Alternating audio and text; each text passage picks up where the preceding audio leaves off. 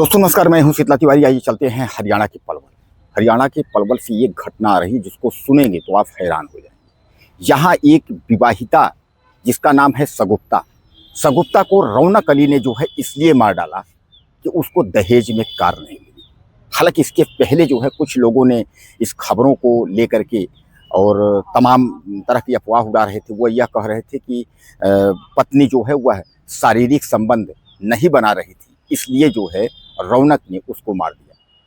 सगुप्ता की दरअसल शादी में आपको बताऊं 2023 में जो है उसकी शादी हुई थी और धूमधाम से उसकी शादी हुई थी। लेकिन उसकी शादी के बाद से ही जो है उसका पति उसको प्रताड़ित करने लगा। एक मासूम जो है बच्ची थी, यानी जो है एक बच्चा जो कि 1.5 से 2 साल का जो है उसकी उम्र थी और मासूम बच्चा भी उसके साथ था। तो ये कहा जा रहा है कि रौनक जो है पहले पत्नी की हत्या की, उसके बाद फिर उसने जो है बच्चे की हत्या कर दी। और हत्या करने के बाद फिर जब उसने देखा, जब तो दोनों जो है इस समय दुनिया में नहीं है, तो वह भी छत से कूद करके और जान देने का प्रयास किया। लेकिन उसके पैर जो है वो टूट गए, लेकिन वह जो है उसकी मृत्यु नहीं हुई, वह सही सलामत है। यानी उसकी मृत्यु लिखा ही नहीं था, कैसे मृत्यु होगा। नहीं, यहाँ तो थोड़ा सा आदमी को चोट लगता है तो मृत्यु हो जाए, लेकिन उसने खुद जो है सुसाइड करने की कोशिश की, लेकिन ऐसा नहीं हो पाया। अब पुलिस ने जो है रौनक अली के साथ साथ जो है 11 लोगों पर, यानी रौनक अली समेत 11 लोगों पर मुकदमा दायर किया है। अब अगर हम हवाई या उड़ती खबरों को लेकर के चलें तो यह कहा जा रहा है कि शराब के नशे में रौनक अली जो है पहुंचता है सगुप्ता के पास और उससे जो है अश्लील हरकत करते हुए, यानी कहने का तात्पर्य उसे जो है एक तरीके संबंध बनाने की कोशिश करने की कोशिश किया। इस पर जो है उसने मना किया, तो उसके बाद उसने जो है सगुप्ता को जो है मार डाला, यानी दुपट्टे से गला घोंटकर उसको मार डाला और पास में जो है लेटे हुए बच्चे को भी उसने नहीं छोड़ा, उसको भी मार डाला। उसके बाद जब कहते हैं कि शव के पास वह बैठा था, जब उसका नशा उतरता है तो उसने देखा कि हमने तो इसको मार दिया। अब उसके बाद जो है वह छत से जो है ऊपर 3 मंजिला छत से जो है कूद करके वह सुसाइड करने की कोशिश करता है, लेकिन जो है उसके पैर टूट जाते हैं, जिस पर जो है वह अब पुलिस को जो है बयान दे रहा है। लेकिन सगुप्ता के पिता की अगर हम बात माने तो 2023 में जो है शादी हुई और शादी के बाद ही जो है कार के लिए जो है स्कॉर्पियो कार के लिए प्रताड़ित करते थे। एक बार जो है उस बेटी को मायके भी छोड़ाए थे, तो मायके से 50,000 रुपया देने पर पंचायत करके किसी तरह बेटी को ससुराल भेजा गया था। लेकिन वह बराबर जो है कार के लिए प्रताड़ित करते थे और कार न मिलने की वजह से बेटी की हत्या कर दी। ऐसा जो है सगुप्ता के पिता यानी मायके वालों का आरोप है और मायके वालों ने जो है वह मुकदमा पंजीकृत करवा दिया है। दोस्तों यह जो है घटना मैं बता दूं कि नूंह जिले की रजपुरा, यानी नूंह जिले की रजपुरा की घटना है। और यह घटना को जिसने भी सुना सबने ये कहा कि भैया इस तरीके का जो दरिंदा पति तो नहीं होना चाहिए। दोस्तों लड़कियों की जब शादी होती है तो तमाम सपने देखती हैं कि हमारा पति ये होगा, गाड़ी होगी, बंगला होगा, घर होगा, तमाम तरीके की जो है लड़कियां सपना देखती हैं। लेकिन जब वह ससुराल पहुंचती हैं और अगर पति अगर नशेड़ी और दरिंदा टाइप का अगर मिल गया तो फिर उनके सारे सपने जो है वह टूट जाते हैं। फिर वह सपने टूट करके बिखर जाते हैं कि हमने जो कुछ सोचा था वह नहीं हो पाया।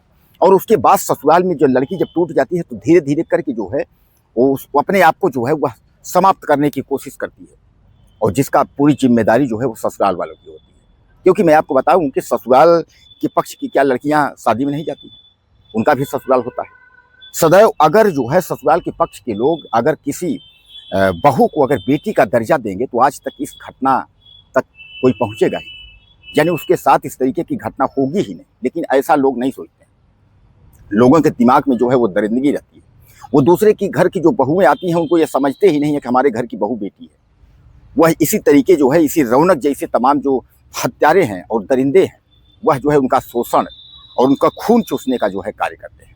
अब आप बताइए कि एक अच्छी खासी जो है हंसती खेलती दुनिया यानी परिवार और सब कुछ जो है अब वह खत्म हो गया।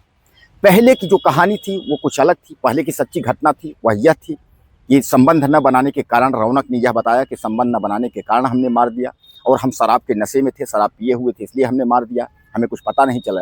लेकिन अब ससुराल वालों की अगर हम बात करें तो यह सच्चाई निकल करके आ रही है कि संबंध बनाने की बात नहीं है, कार न मिलने के कारण इन लोगों ने हत्या कर दी। अब रौनक समेत जो है ससुराल वासियों पर 11 लोगों पर जो है मुकदमा दर्ज हुआ है। अब पुलिस जो है 11 लोगों को जो है जेल भेजने की जो है कार्यवाही करेगी। मैं आपको बता दूं कि आप जानते हैं कि दहेज प्रथा का जो मुकदमा होता है यह बहुत खतरनाक होता है, और दहेज प्रथा के चक्कर में इस मुकदमे में अगर जो फंसा तो उसका सब कुछ जो है वो खत्म हो जाएगा। एक बार अगर दहेज प्रथा के मुकदमे में अगर जिसको अगर कोई फंसाया, और मैं आपको बता दूं किसी तरह दरिंदे फंसते हैं, जिस तरीके से इसने जो है सगुप्ता के साथ किया, क्योंकि आज वह बेटी वो बहू इस दुनिया में नहीं है, लेकिन अब जब तक इस दरिंदे को सजा नहीं होगी तब तक उसको कैसे न्याय मिलेगा। हम कहते हैं कि अगर सच्ची घटना अगर ये कहानी अगर कहीं ये बना रहा है कि संबंध बनाने के लिए हमने मार दिया, अगर यह कार के लिए मार दिया, अब किसी भी वजह से मार दिया, आखिर इसने हत्या तो किया, अपनी पत्नी का हत्या किया और अपने बच्चे का भी हत्या किया, और खुद भी जो है उसके बाद छत से कूद करके उसके बाद जान देने की कोशिश कर रहा है। तो इसमें कहीं ना कहीं तो जो है जान लेने के पीछे यह हत्यारा एक आरोपी तो है, अपराधी है। तो इस पर जो है पुलिस अपना कड़ा रुख अपनाए, और मैं तो कहता हूं कि ऐसे दरिंदों को जो है बाहर रहने की जरूरत ही नहीं, ऐसे लोगों को जेल में ही रहने की जरूरत है, और जेल में ये अपना पड़े रहे, पूरी जिंदगी इनका जो है जेल में ही बीते। क्योंकि ऐसे लोग जो अपने पत्नी का, अपने परिवार का जो 7 जन्मों का जो बंधन होता है, जब पत्नी के ही सगे नहीं है तो ये किसके हो सकते हैं। क्या कहना चाहेंगे आप इस रौनक अली और सगुप्ता के बारे में? 2 लाइन आप जरूर लिखिएगा, और चैनल को सब्सक्राइब करें। अगले वीडियो में फिर मिलते हैं।